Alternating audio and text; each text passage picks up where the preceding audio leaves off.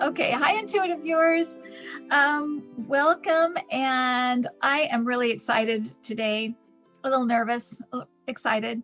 I am speaking with Gary Champion, psychic medium, Gary Champion, and we're going to actually kind of move into life purpose because I think I don't know about you, Gary, but that's one of the most common questions I get is about life purpose. Well, what should I be doing? Why am I here? it's changeable.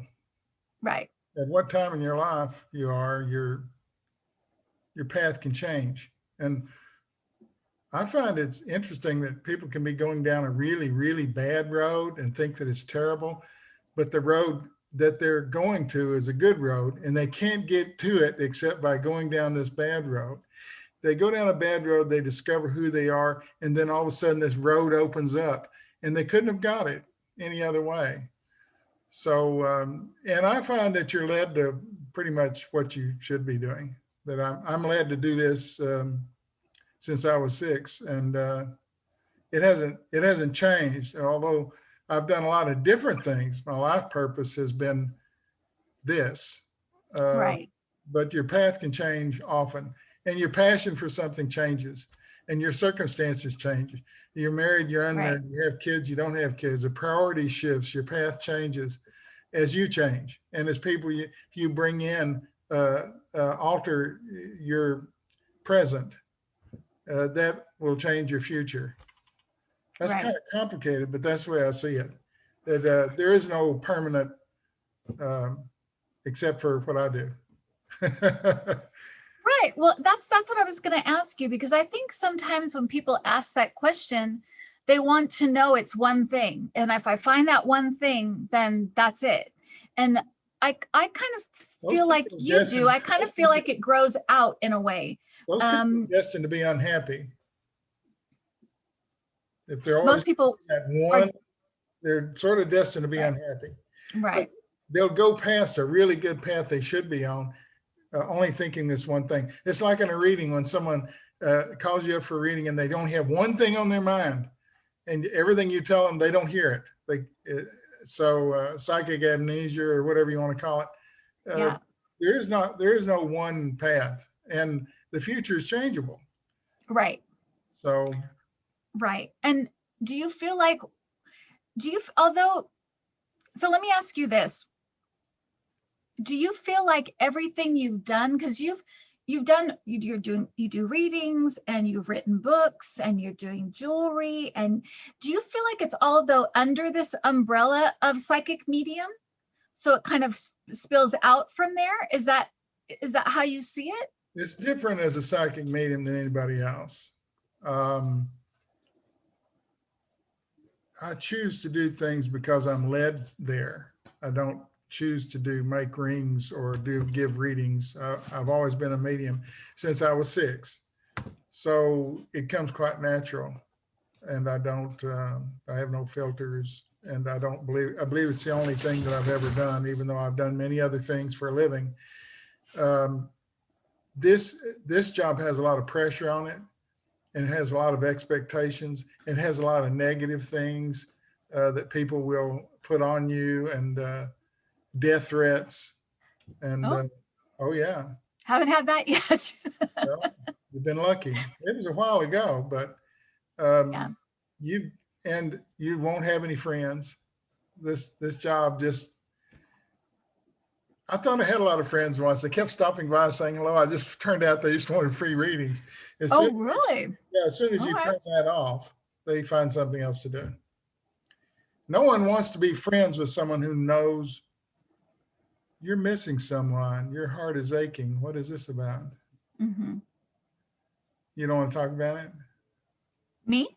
Yeah. Oh, okay. I thought you were just saying in general, that's what you say to people. Yeah. Who's the person with the lung issues? Is this someone who's Yeah, you're right. That's my dad. And you're missing him. Yeah, very much so. It's the holidays. I like this guy. This guy's crazy. He's you never know how he's going to react. He's a hoot. He says, I'm a hoot. He's a hoot. Anyway, sorry about that. Go ahead. No, that's okay. That's okay. I said, and I'll let people know that I said before we got on, I know that things just come for you and you don't ever turn it off, right? It Oh. just, you just keep it going. So Um, People who I've heard a lot of that, be it a thing, I'll give a class and you say, you need to turn that off, and say, why would I want to do that? People who turn it off can't get it back on sometimes. And this is my life. It's not right. a, it's not an ink pen that I'm using to write a letter with. Mhm. I am the ink pen. Right. So 24 hours a day, even in my sleep, I hear things. I wake up, I write them down. I'll tell my wife, I'll wake her up and say, remember this. Of course, she doesn't remember it. But this is not what I do. It's who I am. Who you are. So there's no off switch. No. Did someone have a brain surgery? Yeah, I had a friend, she passed away, but she did have a brain surgery. And is this a cancer thing?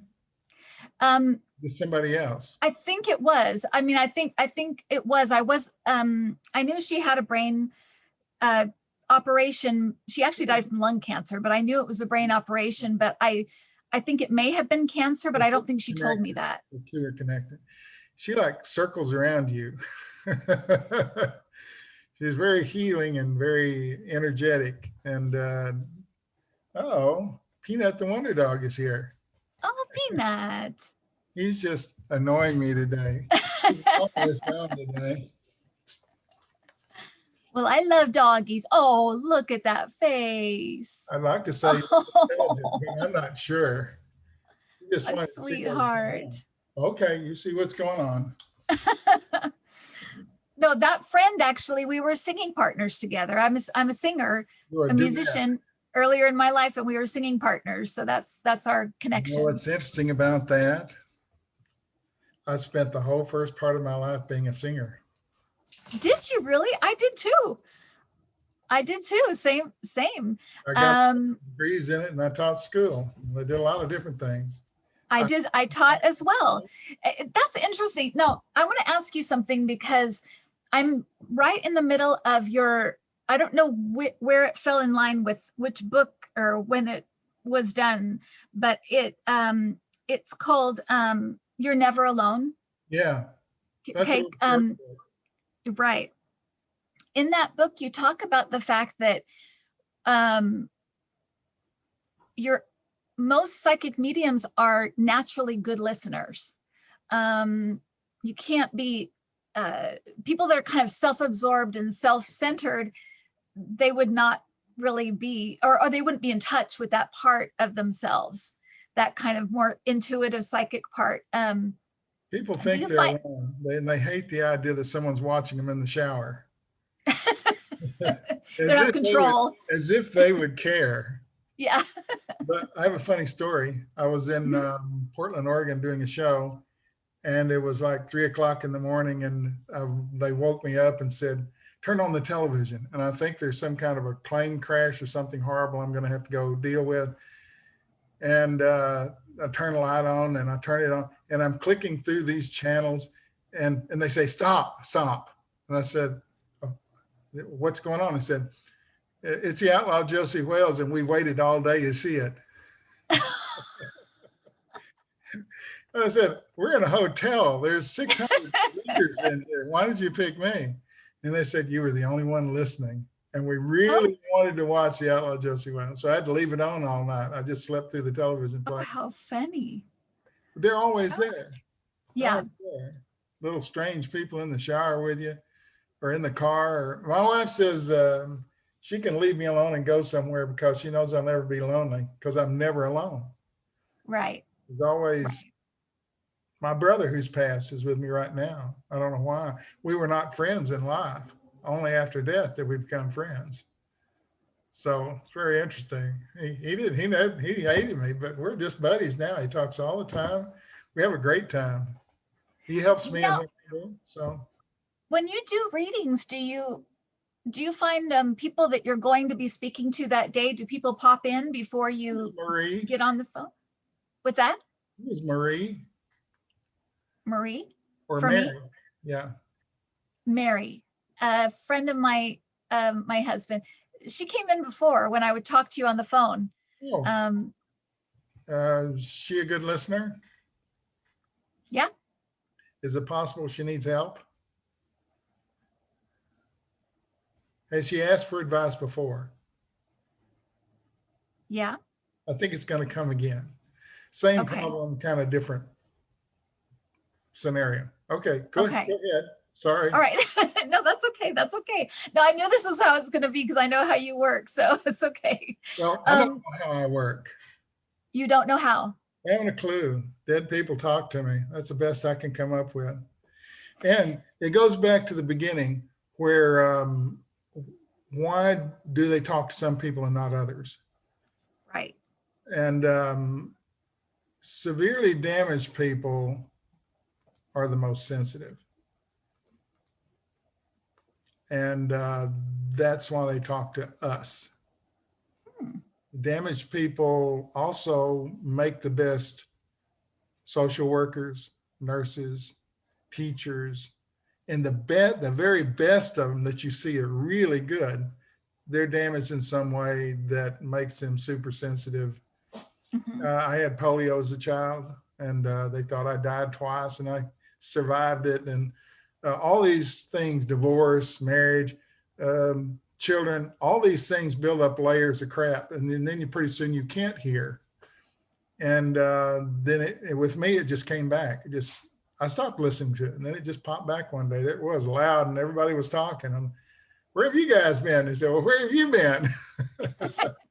But I You weren't think listening. the more sensitive you are, the more suited for this business you are. And the most damaged people are the most sensitive. Right. So that's how I got Tell it. talk about your first experience, Gary, when you were when you were a child. I never get tired of telling this story. I was in bed with my grandmother. My parents dumped me off on her for 2 weeks during the summer just to get rid of me. And then my brother would go down for a couple of weeks. And for me, it was just like, a circus.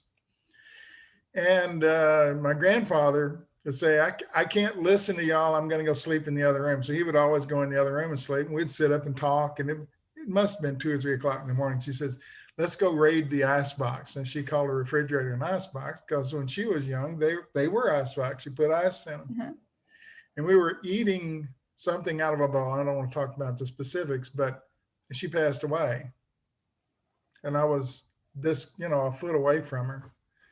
And as she died, her spirit kind of sucked me into this. And the next morning, I heard her talking. And I remember I was 6 years old and I'm wandering around the house. I hear you, but I know you passed, but you're here. I can hear you. I can't find you. And I didn't tell anybody, didn't ask anybody. Then I come to find out she was just talking. I thought everybody could hear her. Well, grandma's saying this and that and that. And of course, here's the interesting part. They knew what I was talking about because my grandmother who passed was a medium and I didn't know it. I Oh, didn't know till I was like interesting. 50. My sister told me. Oh, wow. Girls in the family know everything. Guys, we don't know anything. But as she passed, her spirit left her body. She sucked me into this. And nothing's been the same since. And actually, I have no memory of my being alive before that moment. Really? Yeah, that moment that she passed in the middle of the night, and it was there was very little light, low light, but I could clearly see her face Mhm. and hands moving around, and she was gone, and that's my first memory of being alive. I have no memory from being born to age 6. Really? It just completely wiped it out, and I was a new person. Oh, interesting. And then from then on, What is it, Gary, about the age 6? Because I had an experience when I was I don't 6. know. I don't know. You, No, it's very, I've talked to about 3 people this week that their first experience was when they were 6 years old. What do you very think common. that is? I don't know. It's an age where you're old enough to know what's going on, I think. It's sort of Yeah, instead of being 13 or 14, a coming of age thing, I think it's around 6 for mediums. That if you wait right. till you're 13 or 14, you can't really do it well. The experience is begin at 6 to build you into this person. And here's You the think it's interesting part. because there's no judgment there when you're that young? You don't judge things, you just kind of let them in? You're not afraid of anything. Yeah. Dead people coming in the room and talking to you. It's like watching a cartoon. You don't think there's anything Right. bad about it. Right. And that's the way it's always worked for me. Oh, So interesting. there's no accounting for it. But I think that age 6 is, I think it has something to do with what you're talking about. We don't have any life experiences that are negative. Right. I mean, we have a pretty good kid thing, but at age 6 is when, really, really good musicians if you're going to be a violin player, you better be playing at age 6. Right. Because it'll take from there to 30 for you to be good enough to make a living at it. Mm-hmm. The accumulated experiences.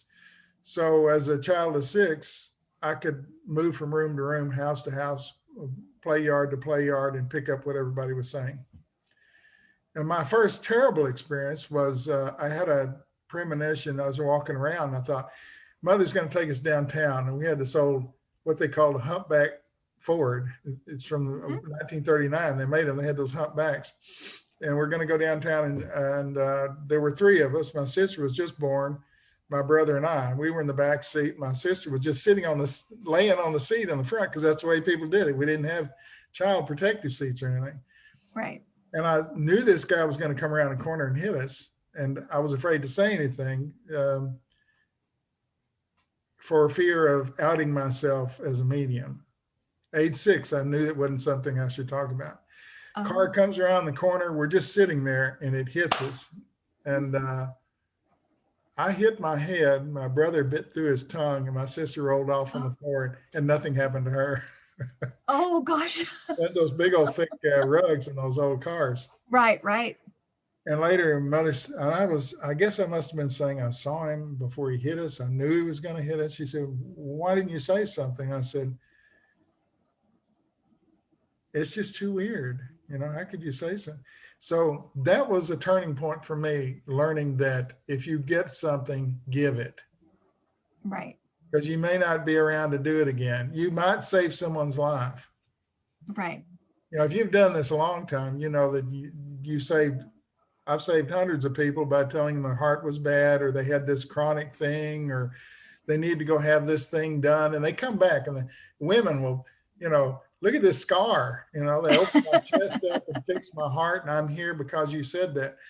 That's what this is about. Right. This is about helping people, whether it's in a big way or a little way. Right. So you have a little dog this past, don't you? Yeah, I do. He's running around the room. Okay. And someone's That's saying, good. chocolate. That's my little soulmate. What's that? What does chocolate mean? Chocolate? Yeah. Is he colored chocolate or is that? Yeah. Well, he's that kind of cocoa colored. Okay. Yeah. Yeah. You see, you don't get the exact word because maybe I've heard cocoa 5,000 times. They give me an alternative word that I don't hear because I don't eat chocolate. I don't. So right. They'll give me a different sort of a metaphor. And I watching you has taught me something about the way I read. I felt like before when I would read, I would feel the need to explain, and you just let it out. And yeah. I've learned that from you and it's so much easier. Yeah. It's so much easier. I think it's because I don't know. I guess it's just a way of trying to make sense of it. It's a teacher in you. What's that? It's a teacher in you. Right. But you're giving someone a reading, they either get it or they don't get it. If they don't get it, you can't make them get it. Right. And if they get it, it needs no explanation. Right. So I don't give a lot of that. And that's what I learned watching you was that we had a reading. What's that?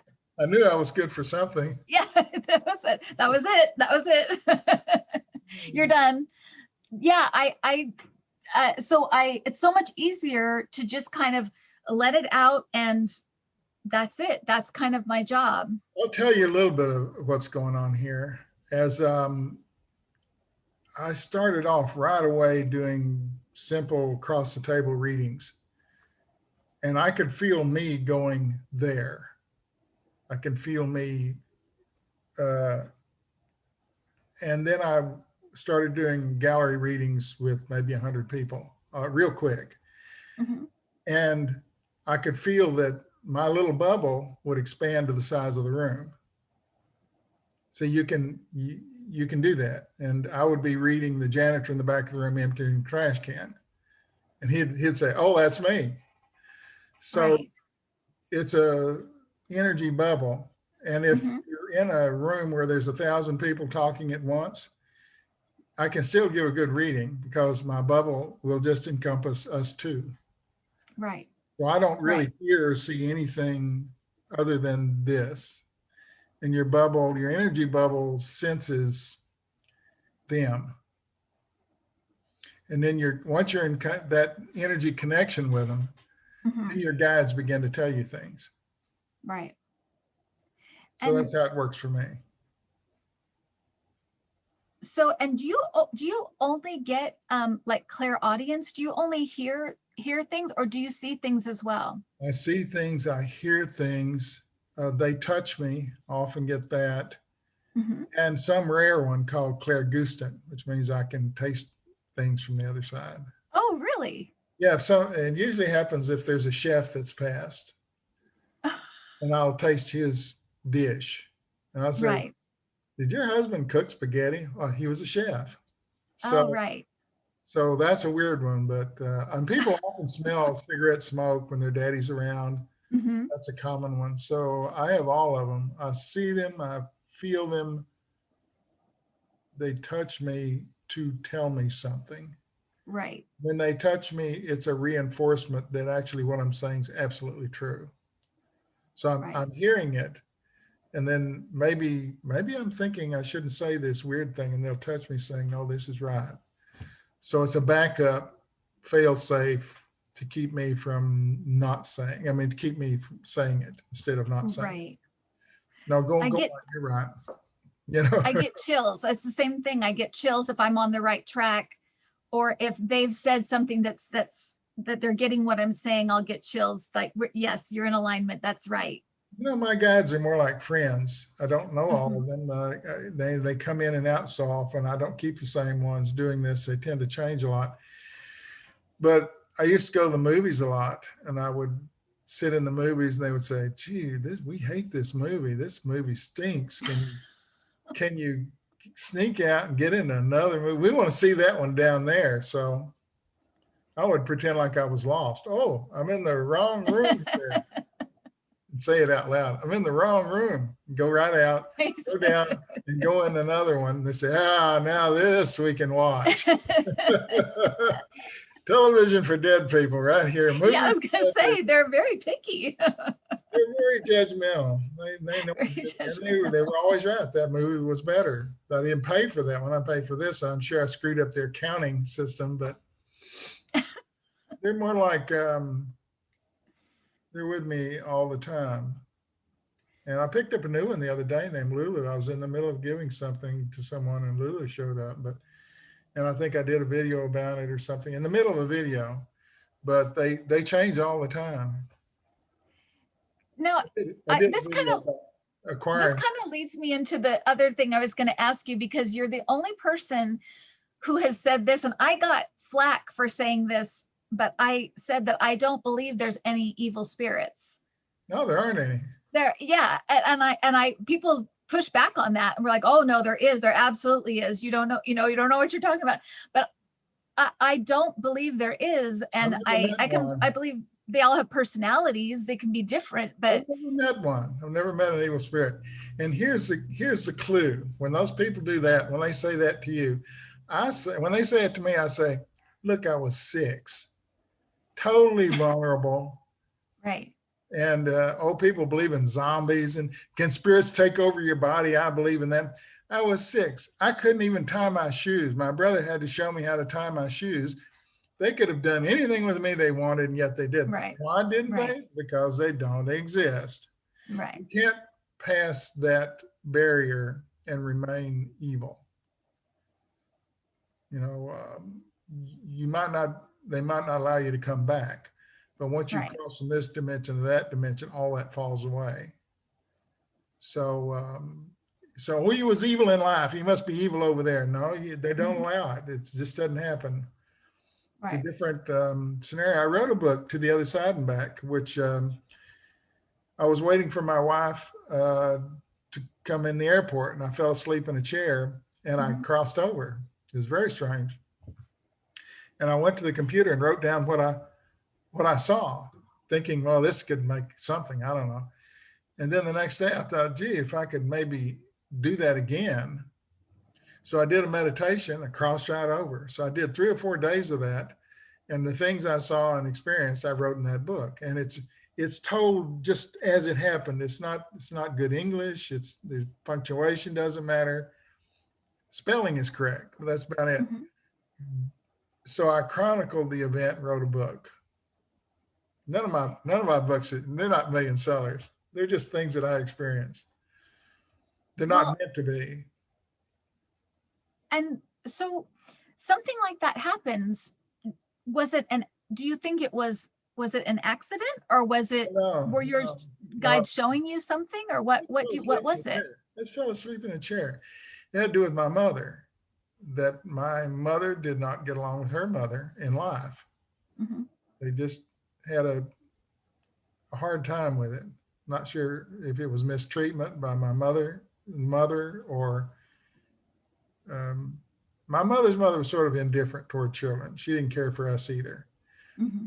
When I crossed over, I was walking along and I saw my mother and her mother together, kind of hugging on each other and saying, look, see, we're okay. It worked out. We're fine. So they didn't get along here, but they're pals there. Hmm. And that was the whole point of it. There was a lot of other things that showed up that I chronicled, odd things. I don't know.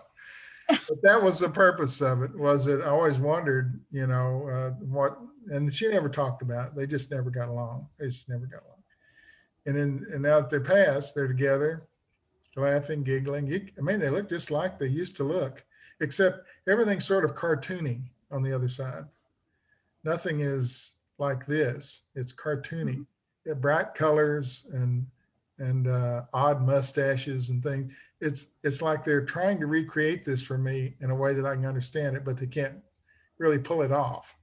So Right. it's sort of Right. cartoon-like. The colors are really, the grass is green beyond green.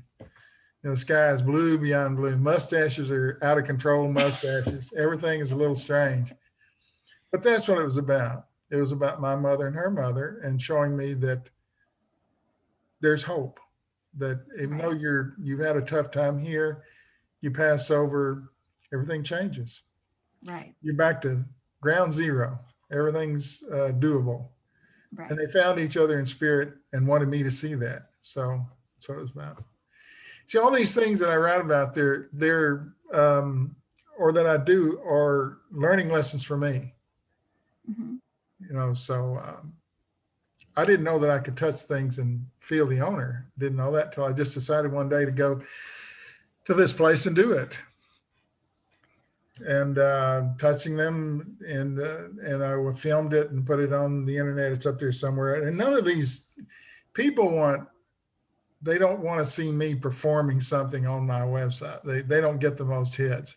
They want free stuff. But I figure I have to put that up there to just show what the possibilities are. And that's what my channel's about. It's about showing you the possibilities, Hmm. that maybe you have these abilities, and maybe you too could help other people.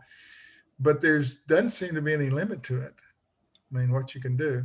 It's like one day I was watching um, Netflix or one of those, and I went past this healing thing, this healer, and I thought, well, I'll just watch some of this.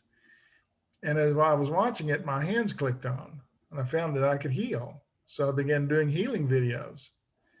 Everything leads to something if you listen.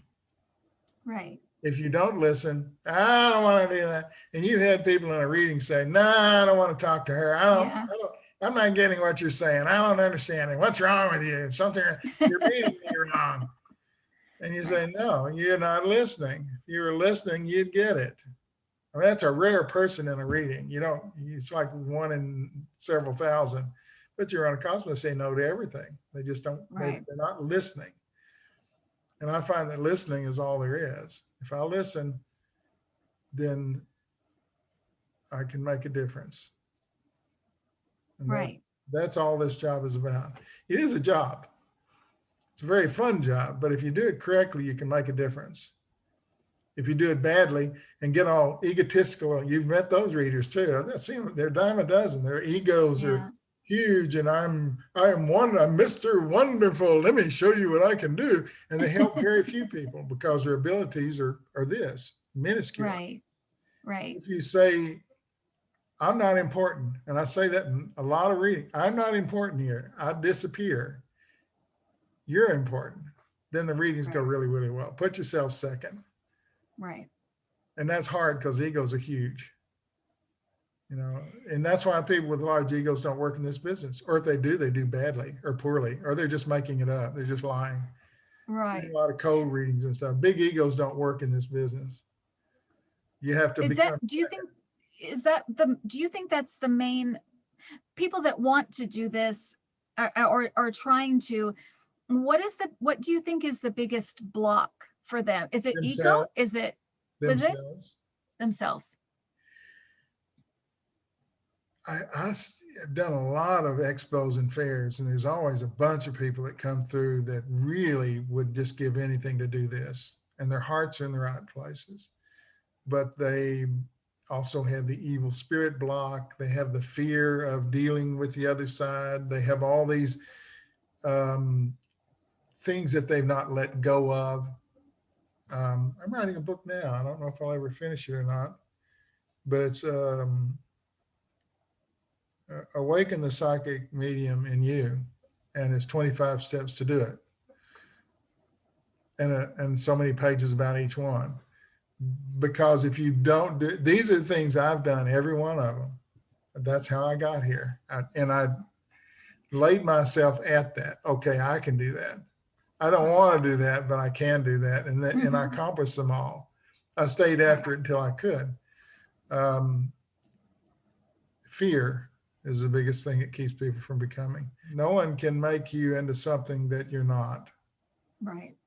Now, you can take someone who's like that and hit whatever trigger it is, and I call them triggers. There is a trigger to becoming a medium.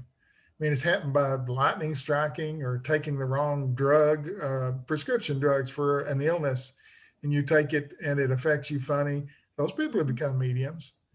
Or some catastrophic near-death experience can trigger you into it.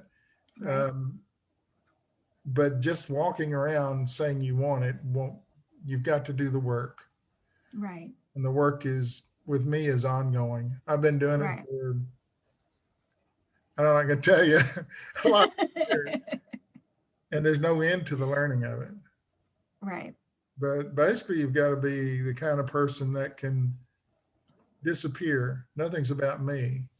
It's all about the client and helping them.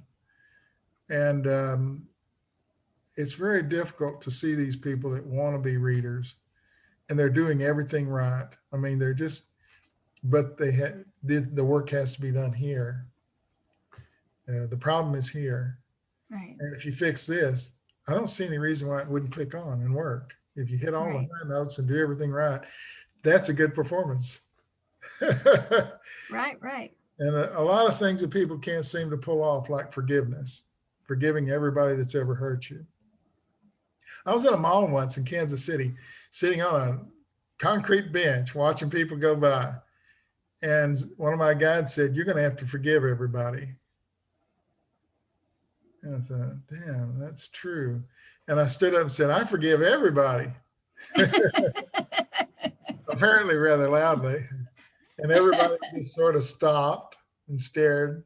Okay, this is a nutty guy. And they just continued on as if nothing happened. but the weight came off of me because I didn't realize I was Exactly. carrying the burden of anger and things for people. I became a better reader like overnight. It was like a rocket ship strapped to my back. Right. These are the things people say they've done, but they really haven't. That's a Right. big one. Say, oh, I've forgiven my father for that years ago. Not really. And that's what makes that person probably a future good reader, is the damage that they've incurred in one way or another, opens you up to this. That empathy. Is It builds empathy. sensitivity Yeah. and damage creates empathy, and Right. empathy is the quickest way to the other side. It's just quick. If you feel for Right. this person, I couldn't have told you that about the person with the whatever, and I can't even remember what I said. See, I don't remember these things, Yeah. Yeah. but I don't remember saying it, but I felt like maybe you needed to hear it. So Right. I'm Right. compelled to say it. It Right. doesn't matter whether it makes me look stupid or not. I have no, I long since got over that. Right. Right. So if you're not concerned about how you look or appear to other people, that's a big hurdle. Having a lot of Yeah. forgiveness and empathy, but there's 25 steps. I haven't Right. written I mean, I have the outline of the book, and all 25 chapters have titles on them and a few pages, maybe 120 or 30 pages, but it's an ongoing thing. Whether I'll ever write Right. it or not, I don't know. Um, so I want to, you talked about how, you get a connection with somebody and that's kind of how you read them. You get a connection. You also read locations. So how Yeah, is that different? How do you read a location? How do you just get connected with it, or there, do people come to there you is and no tell you? difference. There is no difference. Uh, Hmm. I used to read houses. People would Hmm. invite me in and sit in the front room, and I could tell them who was there. And often they were ancient, you know, going way back. And often they were like who had owned the house before and the house before, the house Hmm. before, and why they were there, and their relatives that had passed that were in the house, and why they were there. What was their point of making noise and letting them know they were there? That's why you get called in. That there's weird things happening, things floating Right. in the air lots of time, and Right. you have to. I'm always open. So Do you find do you find that when people call you in for something like that, they assume it's something negative? no, Not at all. no, they just want to know who it is. It's just what it is and who it is. The good part of our business is a lot of television shows. Yeah. I sort of laid some of the groundwork. We really don't have to explain a lot of stuff. They said, Right. we know there's someone here and we think we know who it is, but we're not sure. And sure enough, it's a whole bunch of people that they wouldn't want there, or that just Right. happen to be passing through, as well as relatives. It's a mixed bag. And why they sometimes say, well, why are they here? And sometimes you ask that question and they have an answer. And sometimes they say, I got to be somewhere all the time. Right. I just happen to That's be just where here. I am. I just happen to be here right now. Maybe they like the energy, or they're attracted to a child that they're trying to help, that the parents aren't listening, or maybe they're trying to get the parent to listen to the child. They'll throw in there with that. Maybe they're just passing through. I have no Right. idea. Or it's a familiar place. They were born there, or perhaps they passed there, especially in an old Mhm. house. That's right. Old houses, you get a lot of that. Right. I tried to talk my wife into going down Route 66, and I don't know, it never worked out, but we were going to stop at some of these old hotels, the Wigwam and all those places, Uh-huh. and Uh-huh. read each one of them and make a chapter. And because all places are haunted. There's no place that isn't haunted. You think you're alone in a room, there's maybe 50 people in there with you, or two, but there's always somebody. Like you with this little dog, this little. Yeah. That's my little Ricky. That's my little Ricky. Yeah. Yeah, I feel him around me. So, and I'm hearing things, but I dare not say them on this thing, Okay. So, Okay. and Well, like I said, here's I the know good how part. you work. I know how you are, Gary, so it's okay. And here's the good part. I won't remember any of this. I'll have to watch Right, right. the video to know what I said, because I don't appear, but I'm in a deep meditative state. I don't look like I am, but that's why I'm. People, I've been called Mr. Magoo. The cartoon, he's driving his car and and he ends up in the right place. He Right, right. just didn't know how he got there. Well, that's sort of me. I don't remember things, even important things sometimes. And my wife she just goes with it, doesn't bother a bit. Right. Well, that's rare. Yeah. And I'll say Yeah. something really strange and she won't say anything. The next day she'll bring it up and I don't remember having said it. And she'll say, well, I know I know what that is. Or since she's in the house with me, going to the bathroom at 2 a.m. involves meeting her uncle or something that's standing there in the doorway.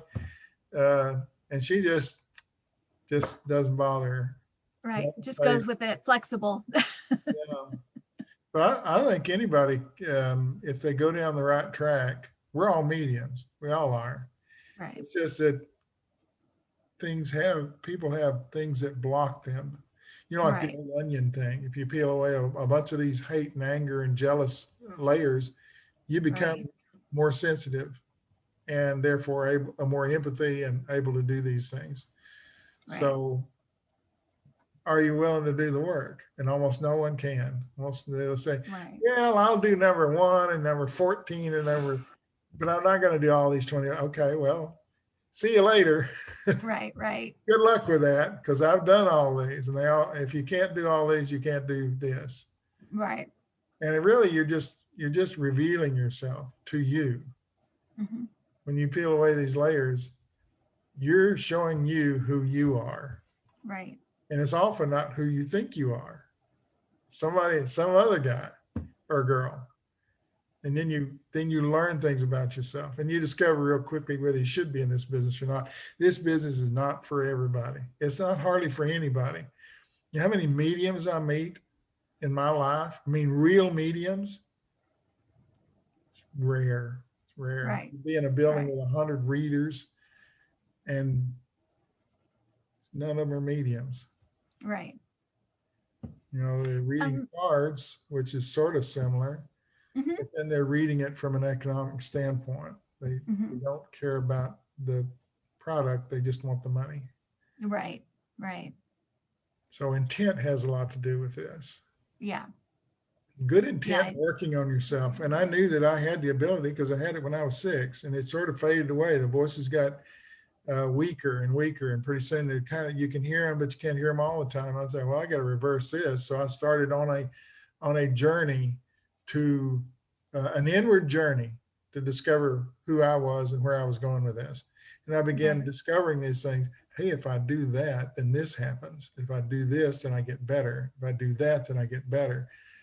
And so that's how I learned to do all these gallery readings and psychometry and reading houses and all those things occur because it's one more little peg in your life that makes sense, that makes other things make sense. It doesn't seem like such a big deal. Forgiveness doesn't seem like a big deal, but if you do it, what's the change? I mean, it's like immediate. It's like it's a nanosecond, and you're a different person. Right. And the people who say they've done it, they haven't really. They've got all. So I think we need more mediums. I think we need fewer mediums that are not mediums. The fake ones have taken over the business. But to meet a real medium at a psychic fair or an expo almost never happens. Almost really? never happens. That's interesting. And that's interesting. So for some reason, they come and start telling me things about, this guy. I said, man, why are you lying to me? I said, what do you mean? What do you mean? Well, I'm not lying to you. Every word that's come out of your mouth's been a lie. Why are you lying to me? Do you know what I do for a living? I used to have shirts that had psychic medium on them and a little board thing. I do this for a living. They say, yeah, I know who you are. So why are you lying to me? Interesting. They lie to a medium thinking that I'm like them. You're not going to know. Right. And I don't know. So all this is lie. You haven't done any of these things you're talking about. That book you wrote, you hired some guy to write it. You've never heard or seen anything in your life. You want the money. People who come here for help, they deserve that. Right. Right.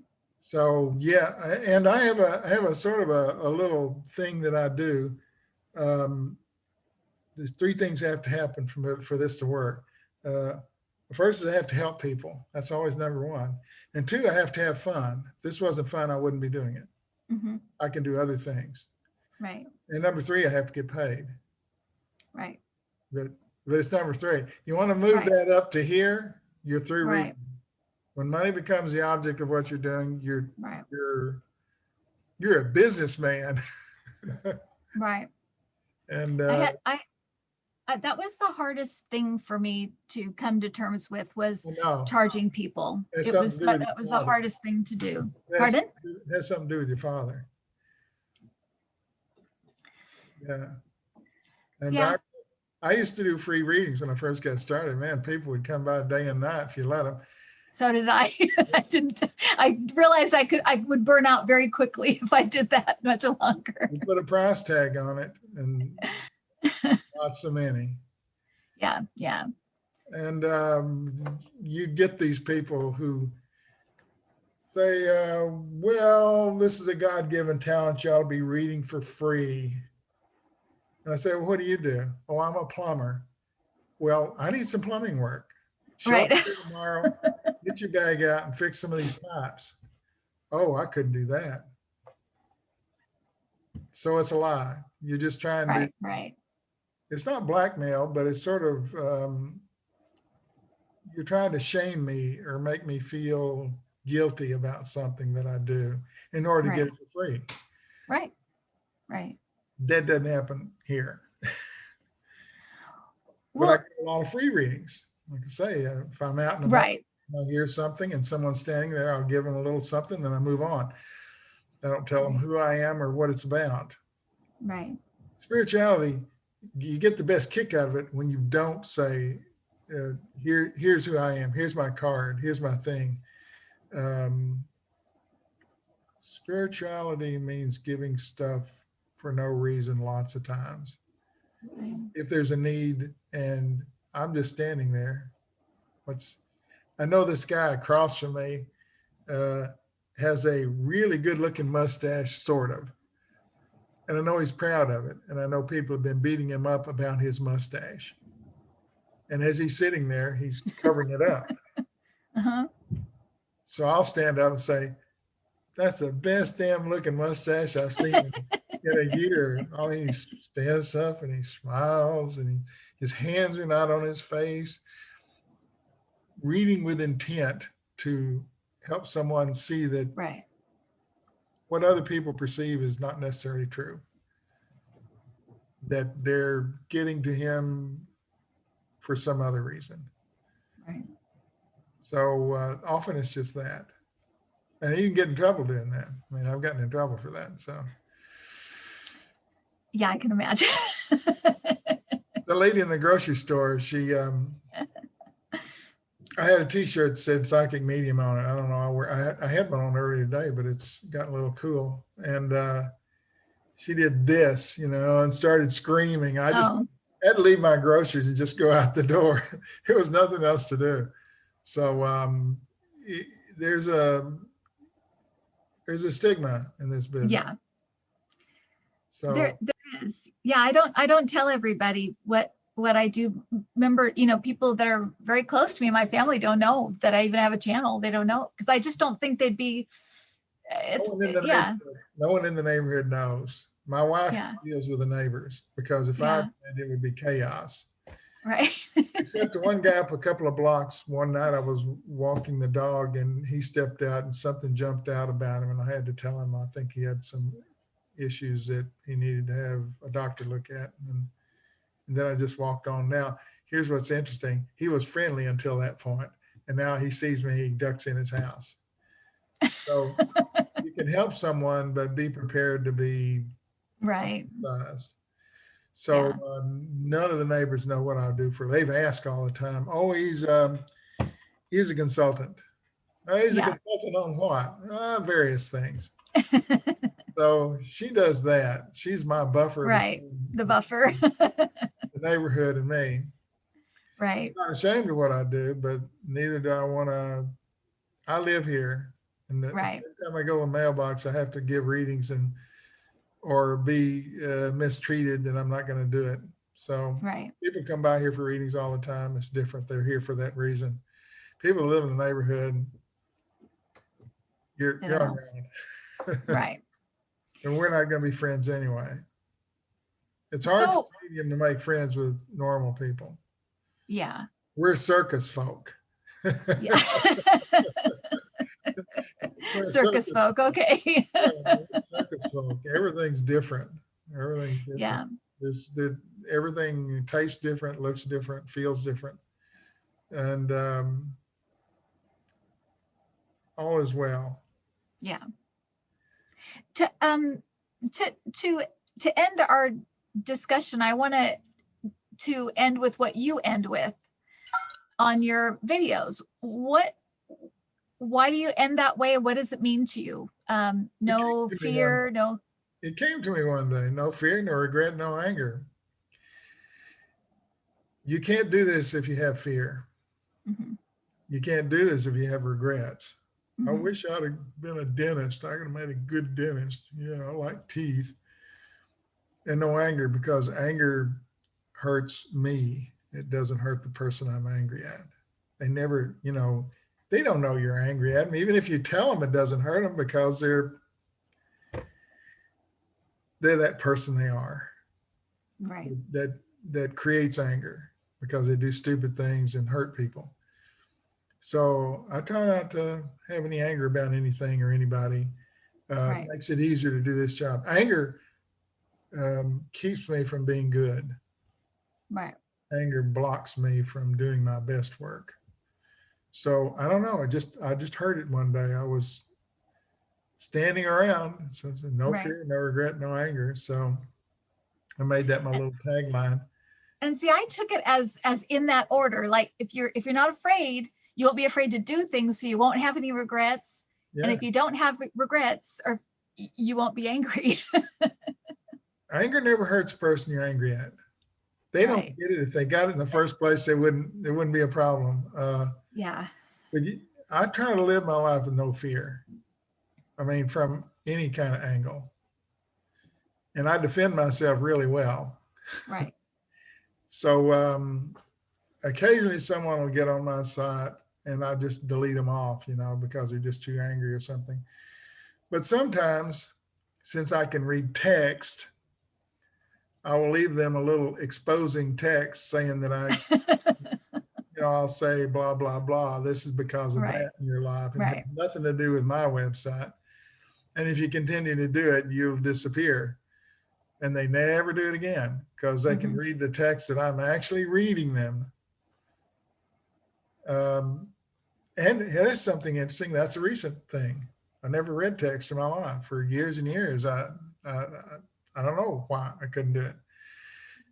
And then I started doing the YouTube videos, and then I blocked all comments because they were just haters.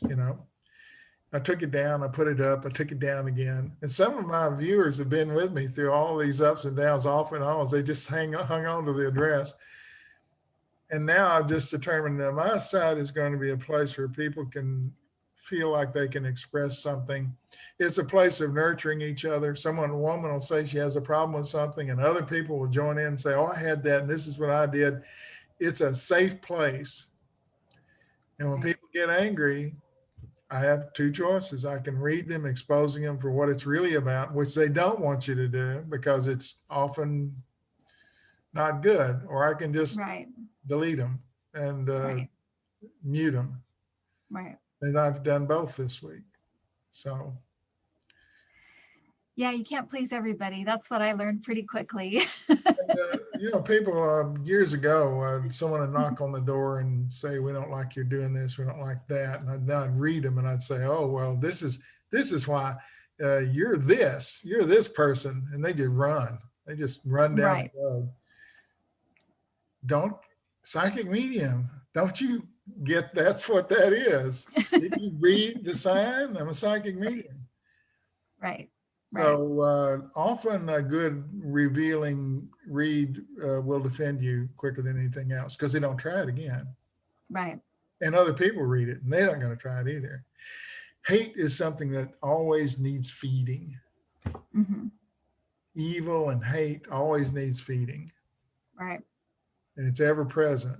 But if you create an environment, and I'm hoping my YouTube site is that sort of place that women can help women and men can get involved and Mm-hmm. be supportive, and that's what it was for. That's what the Right. so I'm just It's gonna. a community. Yeah. It's a community of like-minded people, and if they're not, Right. they should be on my website. Right. Right.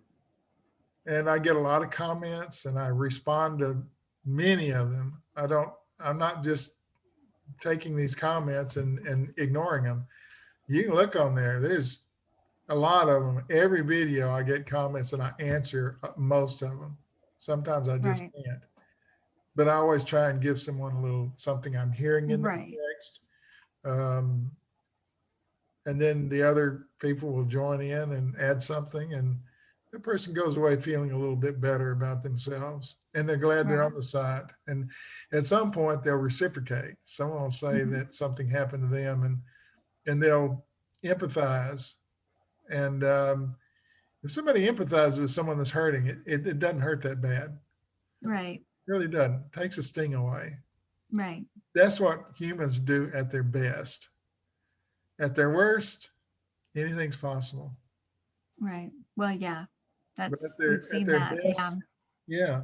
So my site's for people like me, Right. and I get people. Here's my favorite one. I used to do a lot of phone readings for radio channels and stuff, and it's just an open mic. I'm talking, and they punch the button, and the next person is someone would always get on there and say, "Where's my man? Where's my man? Why don't I have a man?" And they'll go on like that, and the guy's going to cut them off. I'm going to cut her off and say, "No, I'm not leave her off." I said, "Are you listening to yourself? Are you listening to the way you talk?" "Well, what do you mean? Nothing wrong with the way I talk." Well, you don't have a man because you're angry. You're angry Right. most of all in men. So that doesn't attract anybody. Right. Oh, so that's how it is, huh? Right. So that was my favorite reading. At least once every day. I don't do that kind of work anymore. It's just free stuff, like. Right. But that one always come up. Where are my goodies? Why am I not? Anger and not doing the work Right. gets you nowhere. Do some work. You don't have somebody because you're not the kind of person that really deserves anybody. Do some work on yourself. Fix yourself. Right. Begin to listen a little bit. Right. Interpersonal relationships between men and women could go on. I mean, it's since the beginning of time, and it's little things. It's all just little things. You don't listen when she talks, you idiot. Right. Nod your head. Have something smart to say. Right. It's not all about you. Absolutely. Yeah. I think that's such a good point that you have to kind of get out of your own way sometimes. I think that's so true with especially with relationship things. I think you just kind of have to get out of your own way. In this business, and it's true in life. It's true in business. It's true in everything. People Right. mostly get in their own way. Right. And just a few adjustments, you could be riding good. You could have everything you want, but you're not going to pull it off being the way you are. Do a little bit on yourself. Fix these problems. I don't see a problem. You don't? Okay. Well, Gary, this has been a pleasure. I thank you so much. I feel like I took a lot of your time, but I knew this would be fun, and I just think you're great. I was prepared for time. I'm okay. Great. All the time in the world, huh? Well, thank you so much. You make room for things that are important, and things that aren't, you don't.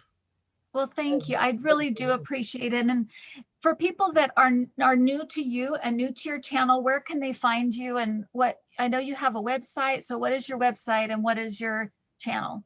GaryChampion.com. The channel's the same. Gary YouTube channel, Champion. Gary Champion Psychic Medium. So Okay. either one of those, usually my site pops up. The YouTube channel, if you go to there and just type in Gary Champion Psychic Medium, it pops right up. It's right on the front page, a little picture of me. And I don't know, a few hundred videos. Yeah, I a don't lot of see videos everything now. in a video, but eventually I'll get around to everything, I think. I want to leave a blank slate when I go. I want to leave some advice that maybe people could improve on things, you know. Yeah. Well, I think you've made your mark, Gary. I Trying think to you be have. informative. And Right. the business is a business, but it's also mostly just about helping people. Yeah. I So, agree. I agree totally with that. yeah. Well, thank you, Gary. I'm going to stop the recording, but I'm going to keep you on for a second because I want to ask you something. Okay. Okay. All right. Bye, everybody. Thank you for tuning in. Bye.